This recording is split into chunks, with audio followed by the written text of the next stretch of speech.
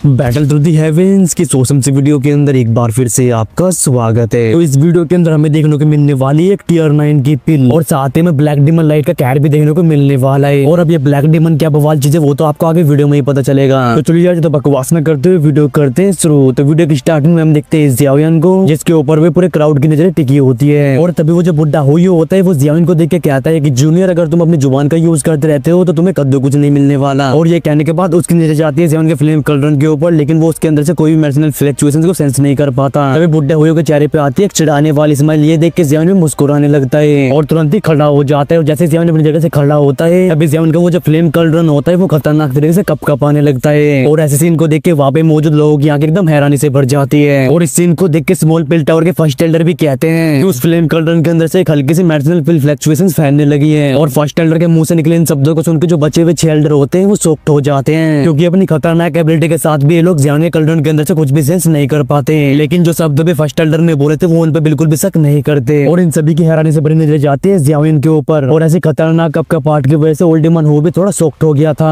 और वो अपनी कोल्ड आवाज में कहता है कि इन छोटी मोटी ट्रिक से कुछ भी नहीं होने वाला। लेकिन ये सुन के जियावियन तो ऐसे एक्ट करते हैं जैसे उसने कुछ सुना ही ना हो। यार तभी जो जियावियन होता है वो अपने एक हाथ को आगे बढ़ा के उसे क्लेंच कर देता है। और जैसे जियावियन अपने हाथ को क्लेंच करता है तो कलरन के अंदर मौजूद वो फायर ड्रैगन दहाड़ने लगता है। और सभी की शौकड़ाओं के सामने तुरंत इस फ्लेम ड्रैगन की बॉडी फूलने लगती है। और फायर ड्रैगन की बॉडी बड़े होने की वजह से फ्लेम ड्रैगन और भी इंड्योर नहीं कर पाता। ये तुरंत एक लाउड बैंग साउंड के साथ फट गया था। और तभी एक भयानक लेवल की एनर्जी वेव चारों तरफ फैलती है। और इस सीन को देख के जो आसपास के एल्केमिस्ट थे उनके चेहरे हरे पड़ चुके थे, वो तुरंत अपनी दुम दबा के पीछे भागने लगते हैं। और फ्लेम कलरन के एक्सप्लोड हो जाने के बाद फायर ड्रैगन की बॉडी तब तक बड़ी होती है जब तक वो 1000 फुट का नहीं हो जाता। और तभी जो बड़ा सा फ्लेम ड्रैगन होता है ये आसमान में एक भयानक लेवल के एनर्जी प्रेशर को रिलीज करता है। और बुड्ढे हुए की पिल की वजह से 9 कलर थंडर क्लाउड्स आसमान में इकट्ठा हुए थे वो भी इस प्रेशर की वजह से छोटे होने लगते हैं। और अपनी 9 कलर पिल लाइटनिंग को छोटा होते हुए देख उस बुड्ढे हुए को दिल कांप जाता है। और वो चिल्लाते हुए कहता है कि जूनियर आखिरकार ये क्या हरकत है। ये सुनकर जियावियन के एक्सप्रेशन एकदम से आइसी कोल्ड हो जाते हैं। और तुरंत ही जियावियन के नजर शिफ्ट होते हैं उस बुड्ढे हुए के ऊपर। और तभी जियावियन अपने टेरिफाइंग प्रेशर से भरी हुई आवाज में कहता है बकवास। और जैसे ही टेरिफाइंग प्रेशर से भरी हुई आवाज उस बुड्ढे हुए की बॉडी पर पड़ती है तो उसकी बॉडी तब तक कांपती है जब तक उसका खून उल्टा नहीं बहने लगता। और इसी वजह से बुड्ढे हुए को एक कदम पीछे लेने पड़ते हैं। और भले उसकी एल्केमी स्किल कितनी भी खतरनाक लेवल पे क्यों ना पहुंच चुकी हो, लेकिन अगर जियावियन चाहे तो एक रैप्टे में से नरक के दर्शन करवा सकता है। और जब जियावियन के एक शब्द की वजह से बुड्ढे हुए को कई कदम पीछे लेने पड़ते हैं तो ऐसी बेइज्जती की वजह से बुड्ढा हुए एकदम गुस्से से भर जाता है। और इस टाइम पे बुड्ढे हुए को सेंस होता है कि स्ट्रेंथ के मामले में जियावियन गुस्से कितना आगे निकल चुका है। यार क्योंकि ये जगह स्मॉल पिल टावर है तो बुड्ढे हुए को थोड़ा डराने के बाद जियावियन और कुछ ट्राई नहीं करता। और अगर वो यहाँ पे ओल्ड मैन हाउ के ऊपर अटैक कर देता है तो फिर इस चीज से कई एल्डर नाराज हो जाएंगे। और इसी वजह से जियावियन एकदम फोकस मोड में आ जाता है और तुरंत ही उसका ध्यान जाता है आसमान में मौजूद उस बड़े से फायर ड्रैगन के ऊपर। और तभी जो जियावियन होता है वो अपने हैंड सील्स को चेंज करने लगते हैं। और हैंड सील्स चेंज करते हुए कहता है कि फायर ड्रैगन एग्लोमरेटिंग पिल। और जैसे जियावियन ये कहता है तो आसमान में फ्लोट कर रहा बड़ा सा फायर ड्रैगन खतरनाक तरीके से दहाड़ने लगता है। और एट द सेम टाइम एक भयानक लेवल की एनर्जी फायर ड्रैगन की बॉडी से आसमान में फैलने लगती है। और इस भयानक लेवल की फ्लक्चुएशंस को सेंस करके कई एल्केमिस्ट तुरंत ही शॉक में चले जाते हैं। और उनके मुंह से ये शब्द बाहर आते हैं कि ये मेडिसिनल पिल फ्लक्चुएशंस है। और भले ही पिछले कुछ दिनों में कई लोगों ने पिल लाइटनिंग को समन किया हो, लेकिन इस भयानक लेवल की फ्लक्चुएशंस को किसी ने भी समन नहीं किया। और आसमान में मौजूद उस बड़े से फायर ड्रैगन की बॉडी से फैलती हुई मेडिसिनल पिल फ्लक्चुएशंस को सेंस करके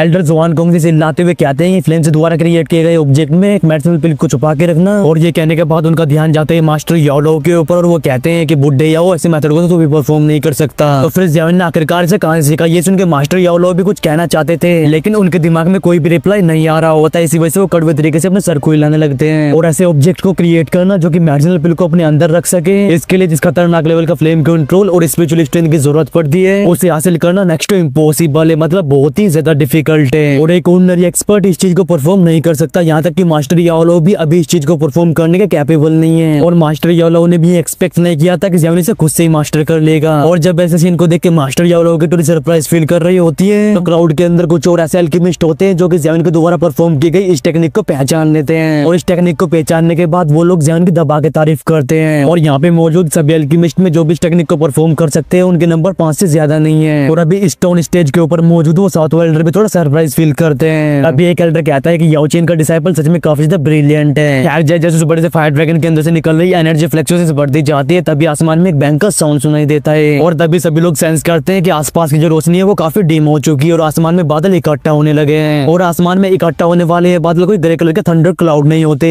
बल्कि ये होते एकदम डीप ब्लैक थंडर क्लाउड्स। और तभी जो बादल होते हैं पूरे आसमान को कवर कर लेते हैं। और भले इनके अंदर से कोई तड़तड़ाने की आवाज ना आ रही हो लेकिन इन डीप ब्लैक थंडर क्लाउड्स को देख के सभी सभी की रोए कांप जाती है और उन्हें ऐसा महसूस होता है कि अगर वो इन काले बादलों को देर तक देखते रहते हैं तो उनकी सोल्स भी इनके अंदर खींच चली जाएगी। और जैसे जैसे करके जैवन के काले बादल आसमान में फैलते हैं तो उस बुढ़े हाउ के जो 9 कलर थंडर क्लाउड्स होते हैं वो धीरे धीरे करके छोटे होने लगते हैं। और इस सीन को देख के ऐसा लगता है जैसे कि 9 कलर थंडर क्लाउड्स ने कुछ भयानक चीज देख ली और वो यहाँ से भागना चाहते हो। और ऐसी सिचुएशन को देख के कईयों की आगे भी एकदम छोटी हो जाती है और वो कहते हैं कि आखिरकार ये किस तरह के थंडर क्लाउड्स हैं। यहाँ तक कि इनसे डर के वो 9 कलर थंडर क्लाउड्स भी यहाँ से भागने लगे हैं। और इस दाव के कॉन्टेंट में एक टियर 8 की मेडिसिन पिल से वही मेडिसिन पिल पावरफुल होती है जो कि कम से कम 9 कलर पिल लाइटनिंग को अट्रैक्ट कर सके और इसे एक हायर ग्रेड की पिल बोला जाता है। और टियर 8 के ऊपर आती है ओरिजिनल टियर 9 की पिल। और इस टाइम पे सिर्फ एल्केमिस्ट ग्रैंड मास्टर जिनके पास एक्सपीरियंस की कोई भी कमी नहीं है, इन सभी के चेहरों पर भी इस टाइम पे काफी इंटरेस्टिंग एक्सप्रेशंस आ चुके थे। और क्राउड के अंदर मौजूद एक ओल्ड मैन कहता है कि ये लौंडा एक्चुअली में एक टियर 9 की पिल को रिफाइन कर रहा था। और तभी जो स्मॉल पिल टावर के फर्स्ट एल्डर होते हैं वो भी अपने सर को उठा के आसमान में देखते हैं और अभी आसमान एक अजीब एनर्जी से भर चुका था। तो फर्स्ट एल्डर खुद से बड़बड़ाते हुए कहते हैं कि ब्लैक डिमन लाइट मुझे तुम्हें देखे हुए काफी साल हो चुके हैं। और आसमान में मौजूद इन काले बादलों को देख के नीचे मौजूद ज़ियान के एक्सप्रेशंस भी काफी ज्यादा सीरियस होते हैं और वो इन ब्लैक थंडर क्लाउड के अंदर से एक बहुत ही खतरनाक लेवल की इनहाइलेशन पावर को सेंस कर पा रहा था। और ये भयानक लेवल की इनहाइलेशन पावर उस 9 कलर पिल लाइटनिंग से न जाने कितनी गुना ज्यादा पावरफुल है। और अभी पूरा स्क्वायर एकदम साइलेंट मोड में जा चुका था और भले ही आसमान में भी कोई भी आवाज ना हो रही हो लेकिन ये जो साइलेंस होता है यही कई लोगों को डराने के लिए काफी होता है। और खैर जब आसमान में वो काले बादल इकट्ठा हो रहे होते हैं तभी वहाँ पे अपीयर होता है एक बहुत ही बड़ा स्पिरिचुअल होल और इन काले बादलों के अंदर मौजूद ये बड़ा सा स्पिरिचुअल होल एकदम ब्लैक होल की तरह लगता है। और जैसे ये ब्लैक होल वहाँ पे अपीयर होता है तो ज़ियान के रोंगटे खड़े हो जाते हैं और तुरंत ही वो भी अपने टेरिफाइंग लेवल के ऑरे को रिलीज कर देता है। और ज़ियान के टेरिफाइंग ऑरे को सेंस करके उस ब्लैक होल के अंदर से एक अनयूजुअल सी आवाज बाहर आती है और एट द सेम टाइम एक हाथ जितनी बड़ी ब्लैक लाइट उस ब्लैक होल के अंदर से शूट होती है। और इस ब्लैक लाइट का टारगेट होता है वो नीचे का बड़ा सा फायर ड्रैगन। और जब इस ब्लैक लाइट को वहाँ पे मौजूद एल्केमिस्ट देखते हैं तो वो एक अलग ही शौक में जा चुके थे। और भले ये ब्लैक लाइट काफी छोटी हो लेकिन ये सभी लोग काफी तेज से दुम दबा के पीछे भागते हैं। और तभी ज़ियान का ध्यान भी उस ब्लैक लाइट के ऊपर जाता है जिससे कि उसे भी डेंजर फील हो रहा था। खैर जैसे ज़ियान अपने फिंगर को फ्लिक करता है तो उसकी स्टोरेज रिंग से 5 गोल्डन पपेट्स बाहर आते हैं और ये स्काई डिमन पपेट जिनके पास पिल लाइटनिंग को अब्सॉर्ब करने की एबिलिटी है। ज़ियान तुरंत ही 5 गोल्डन पपेट्स को उस ब्लैक लाइट में दे मारता है और तभी वो ब्लैक थंडरबोल्ट पहले पपेट के सर से टकराता है। और जैसे ये ब्लैक थंडरबोल्ट उस पपेट की खोपड़ी से टकराता है तो एक बैंग साउंड के साथ उसकी खोपड़ी के साथ साथ उसकी पूरी बॉडी फट जाती है। और ये स्काई डिमन पपेट जो कि पिल लाइटनिंग को एब्सॉर्ब करने में कभी भी फेल नहीं हुआ वो भी राख बन चुका था। और जैसे ही पहला स्काई डिमन पपेट तबाह होता है तो ये 4 स्काई डिमन पपेट भी ज्यादा देर तक उन ब्लैक थंडरबोल्ट्स को नहीं संभाल पाते। और जैसे वो ब्लैक थंडरबोल्ट इनकी बॉडी से टकराती है तभी बैंग बैंग बैंग साउंड के साथ इन सबकी बॉडी भी एक्सप्लोड हो जाती है। और इतने सालों में ये पहली बार है जब ज़ियान भी ऐसे सीन को देख रहा है और अपने 5 स्काई डिमन पपेट को गंवाने के बाद अभी ज़ियान के एक्सपीरियंस काफी ज्यादा सीरियस हो चुके थे। वो और भी स्काई डिमन पपेट को बाहर नहीं निकालता और ये बात अभी क्लियर हो चुकी है कि इसको स्काई डिमन पपेट के लिए इस ब्लैक थंडरबोल्ट को एब्सॉर्ब करना नेक्स्ट टू इम्पॉसिबल है और अब उसे खुद ही कुछ करना होगा। खैर तभी ज़ियान एक गहरी सांस लेता है और वो जैसे ही अपने कदमों को आगे बढ़ाता है तो तुरंत उसकी बॉडी टेलीपोर्ट होकर उस फायर ड्रैगन के ऊपर अपीयर होती है और तुरंत ही ज़ियान की नजरें जाती है उन काले रंग की थंडरबोल्ट्स के ऊपर जो कि लगातार उसकी तरफ ही आगे बढ़ रहे थे। और काले रंग के थंडरबोल्ट्स को अपनी तरफ आते हुए ज़ियान अपने हाथों को क्लेंच कर देते हैं और तभी इस पूरे पहाड़ की जो नेचुरल एनर्जी होती है वो ज़ियान को हाथ के ऊपर इकट्ठा होने लगती है। और तभी ज़ियान को उस हाथ के ऊपर एक ऐसी ब्राइट लाइट अपीयर होती है जिससे कईयों को अपनी आंखें बंद करनी पड़ती है। और जब सभी लोग अपनी आंखें खोलते हैं तो वो ये देख के शॉक्ड हो जाते हैं कि ज़ियान ने अपने उस पंच को ब्लैक थंडरबोल्ट्स में दे मारा है। और तभी एक बैंग साउंड के साथ दोनों के बीच में एक फ्राइटनिंग लेवल का कोलिजन होता है और जैसे ज़ियान को पंच उस ब्लैक थंडरबोल्ट से टकराता है तो वहाँ पे एक भयानक लेवल का एनर्जी स्टॉर्म फैलने लगता है। और अभी के सीन को देख के ऐसा लगता है जैसे कि आसमान भी टूट चुका होगा क्योंकि वहाँ के स्पेस का एक बहुत बड़ा हिस्सा कोलैप्स हो चुका था और इसके अंदर से लगातार क्रैक क्रैक के साउंड सुनाई देते रहते हैं। और थोड़ी दूर पे मौजूद बुड्ढे हाउ के सर के ऊपर जो 9 कलर पिल लाइटनिंग मौजूद होती है वो उस कोलिजन के अंदर से निकली हुई टेरिफाइंग फोर्स की वजह से बिखर जाती है और अपने सर की पिल लाइटनिंग को ऐसे गायब होते हुए देखो बुड्ढे हाउ के एक्सप्रेशन भी काफी गंदे हो चुके थे और आसमान में तबाही मचा रहा हुआ एनर्जी स्टॉर्म अभी भी नहीं रुकता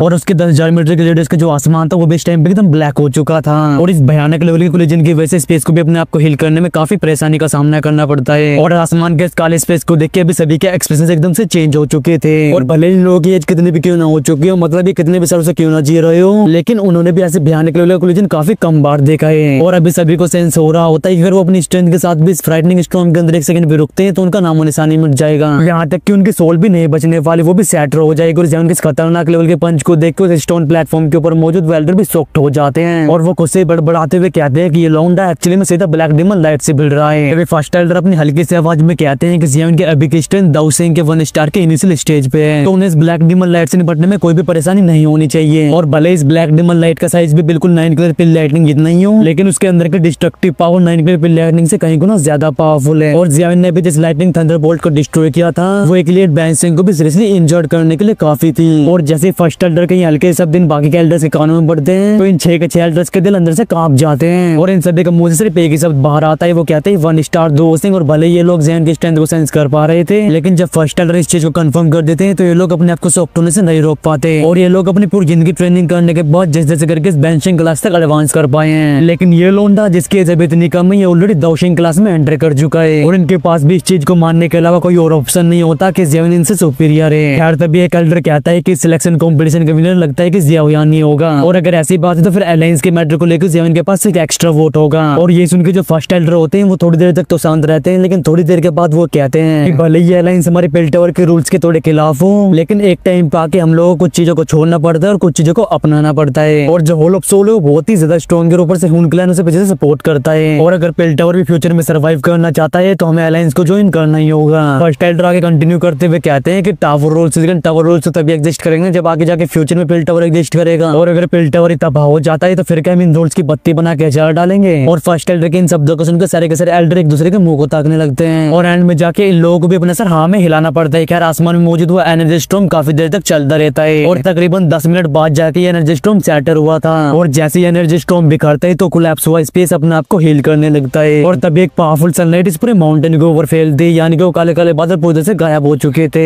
इस एनर्जी स्टॉर्म के गायब हो जाने के बाद सभी लोगों की नजरें वापस से आसमान के ऊपर जाती है और वहाँ पे उन्हें ज़ियाओ दिखाई देते रहे, वो बहने वाले का एनर्जी स्टॉर्म जिसे देख के इनकी रोहतक कांप रही थी, वो ज़ियाओ कुछ भी नहीं बिगाड़ पाया। खैर आसमान में से डिसअपियर होते हुए एनर्जी को सेंस करके ज़ियाओ भी एक चैन की सांस लेता है और जैसे ज़ियाओ अपने दोनों हाथों को क्लेंच करता है तो उसे फील होता है कि इसके दोनों हाथ में सुन पड़ चुके हैं और ये ज़ियाओ ने भी एक्सपेक्ट नहीं किया था कि इस ब्लैक डिमन लाइट की स्ट्रेंथ इतनी ज्यादा टेरिफाइंग होगी। और ब्लैक डिमन लाइट से टकराने के बाद ज़ियाओ को समझ आ चुका था कि अगर वो दूसरी क्लास में एंटर नहीं किया होता तो फिर उसकी बॉडी भी अभी तक उसके स्काई डिमन पपेट्स की तरफ फट चुकी होती। खैर तभी ज़ियाओ अपने मन में कहता है कि क्या एक टियर 9 के ट्रेजर प्लेट इतनी खतरनाक लेवल की पिल लाइटनिंग को अट्रैक्ट कर सकती है। ये सच में काफी ज्यादा पावरफुल है और भले इस ब्लैक डिमन लाइट की स्ट्रेंथ काफी ज्यादा टेरिफाइंग हो, लेकिन इसके तादाद ज्यादा नहीं होते। लेकिन कुछ ही ब्लैक थंडरबोल्ट्स के गायब होने के बाद आसमान में काटे हुए काले बादल भी गायब हो चुके थे और जैसे वो काले बादल गायब होते हैं तो आसमान में मौजूद वो बड़ा सा फायर ड्रैगन खतरनाक तरीके से दहाड़ने लगता है और एट द सेम टाइम इसकी बॉडी से खतरनाक लेवल की लाइट इरप्ट होती है और एक भयानक लेवल की एनर्जी चारों तरफ फैलती है और ये एनर्जी और भी खतरनाक होती जा रही थी। यार जैसे वो फायर ड्रैगन एक बार फिर से दहाड़ता है तो सभी के चौकड़ाओं के सामने एक डैंग साउंड के साथ उसकी बॉडी एक्सप्लोड हो जाती है और जैसे ये फायर ड्रैगन फटता है तो इसके अंदर से एक लाइट बाहर आती है जो कि तुरंत ही आसमान की तरफ भागने लगी थी और इस लाइट को अपने इस दूर जाते हुए देख ज़ियाओ हंसते हुए कहता है कि क्या हुआ, क्या तुम यहाँ से भागना चाहती हो। और ये कहने के बाद ज़ियाओ अपनी जगह से डिसअपियर होता है और तुरंत ही किसी भूत की तरह उस लाइट के सामने अपीयर हो जाता है और तभी ज़ियाओ अपने एक हाथ को आगे बढ़ाता है और उस लाइट को ग्रैब कर लेता है। लेकिन जैसे ज़ियाओ अपने हाथ को आगे बढ़ाता है तभी वो लाइट काफी देर से बड़ी होने लगती है और एक मैजिकल बीस्ट में ट्रांसफॉर्म हो जाती है और तभी ये मैजिकल बीस्ट अपना बड़ा सा पंजा जिसके अंदर भयानक लेवल की एनर्जी भरी हुई थी उसे ज़ियाओ की खोपड़ी की तरफ दे मारता है। लेकिन जैसे ये दोनों आपस में टकराते हैं तो एक बैंग साउंड के साथ तुरंत ही वो मैजिकल बीस्ट काफी पीछे हो जाता है और एट द सेम टाइम इस मैजिकल बीस्ट के मुंह से एक मिजरेबल से आवाज बाहर आती है और इस बीस्ट को दूर फेंकने के बाद जो ज़ियाओ होता है वो मुस्कुराने लगता है और तुरंत उस मैजिकल बीस्ट का पीछा करता है। ज़ियाओ को अपनी तरफ आते हुए देख उस मैजिकल बीस्ट के अंदर से एक लाइट बाहर आती है और तुरंत ही उसकी बॉडी छोटी होने लगती है जिसके बाद वो एक ह्यूमन की फॉर्म ले लेता है और उस लाइट के वहां से गायब हो जाने के बाद ज़ियाओ शौक में चला जाता है क्योंकि अभी उसके सामने खड़ा होता है एक और ज़ियाओ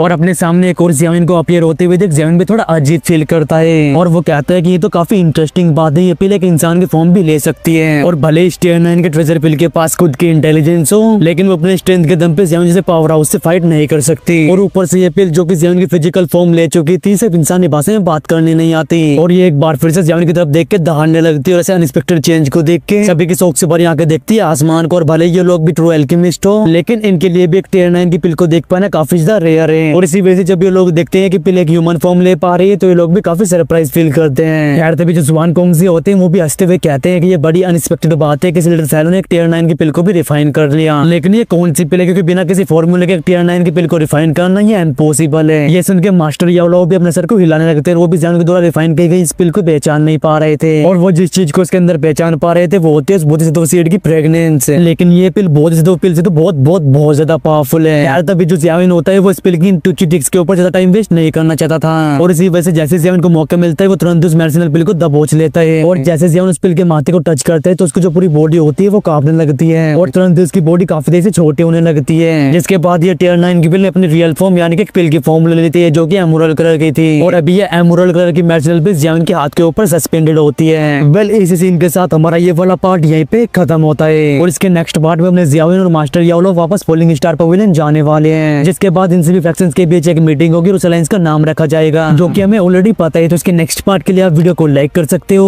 और अगर आप लोग चैनल पे नए नए आए हो तो चैनल को सब्सक्राइब भी जरूर से कर देना। और हाँ भाई, इस वीडियो को थोड़ा हाइप वगैरह भी कर देना यार, ताकि इसकी रीच वगैरह बढ़ जाए। तो चलो यार, इस वीडियो करते हैं यहीं पे एंड मिलता हूँ आपसे नेक्स्ट वीडियो में। Take care and bye bye and love you all guys. बोलो महादेव महादेव।